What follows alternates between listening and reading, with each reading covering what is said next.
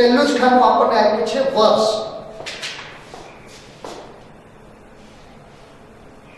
અને બીજું ખાનું આપ્યું છે દૈનિક સરેરાશ વેતન.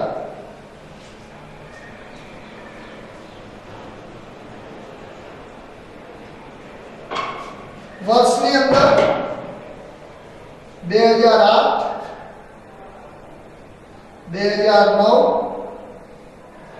2010, 2011, 2012, 2013, 2014 અને 2015. જ્યારે દૈનિક સરેરાશ વેતન 275, 284, 289, 293, 297,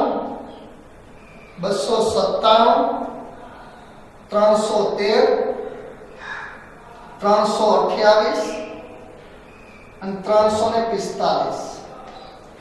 અચળ આધારની રીતે સૂચકાંકની અંદર આધાર વર્ષ તરીકે આપણને 2008 લેવાનું કીધું છે.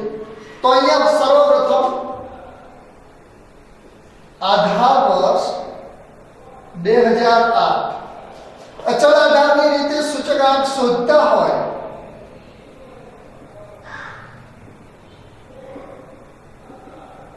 ત્યારે તેનું સૂત્ર છે ચાલુ વર્ષનો સૂચકાંક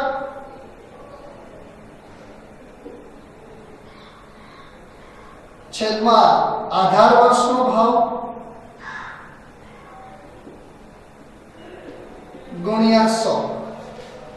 ચાલુ વર્ષના ભાવને P1 વડે પણ દર્શાવવામાં આવે છે, આધાર વર્ષના ભાવને P0 વડે દર્શાવવામાં આવે છે. એટલે આનું સૂત્ર આપણે P1 ના છેદમાં P0 ગુણ્યા 100 પણ કહી શકીએ.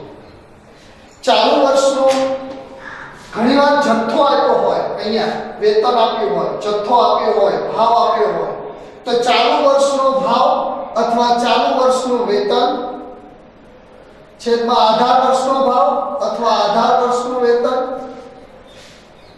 ચાલુ વર્ષનો જથ્થો આપ્યો હોય તો ચાલુ વર્ષનો જથ્થો છેદમાં આધાર વર્ષનો જથ્થો. એ રીતે પણ સૂત્ર આપણે મૂકી શકીએ છીએ. જથ્થાને Q1 અને Q0 દર્શાવવામાં આવે છે. દાખલા તરીકે પ્રથમ વર્ષ 2008 તો એનો ચાલુ વર્ષનું વેતન એટલે 275 છેદમાં